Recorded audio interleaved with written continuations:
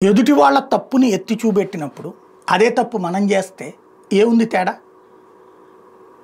లోకేష్ పాదయాత్ర సందర్భంగా కొన్ని ఇబ్బందులు పెట్టారు, జీవో 1 లాంటిది తీసుకొచ్చి. లేదా పవన్ కళ్యాణ్కి సంబంధించి 1-2 చోట్లకి వెళ్లకుండా జగన్మోహన్ రెడ్డి అడ్డుకున్నాడు. అవి అప్రజాస్వామికం. ప్రజాస్వామ్యాలు ఆపడానికి నువ్వెవడివి? అహంకారమా నీకు? నీ ప్రభుత్వానికి మదం పెరిగిపోయింది, బలుపు పెరిగిపోయింది, దించుతా, ఇవే కదా స్టేట్మెంట్లు అప్పుడు ఇచ్చింది. ఇప్పుడు జగన్ టూర్కి ఎవరు ఆపుతున్నారు? హెలీప్యాడ్ కూడా అందకుండా ఎవరు ఆపుతున్నారు? హెలీప్యాడ్ని పెట్టనీయకుండా ఎవరు ఆపుతున్నారు? ప్రభుత్వమే కదా. అధికారులు ఆపుతున్నారంటే ప్రభుత్వం ఆపుతున్నట్టే కదా. అప్పుడు కరెక్ట్ అవుతుందా?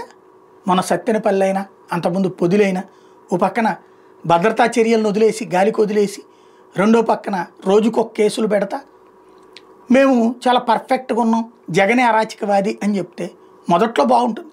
ఫ్యూచర్లో కూడా మన కార్యకర్తల వరకు సాటిస్ఫాక్షన్. సాధారణ ప్రజలు తటస్థులు ఏమనుకుంటారు? పర్లేదులే, జగన్ వీళ్ళు ఇలా ఏడిపించడమే కరెక్ట్ అని జీవితకాలం అనుకుంటారా?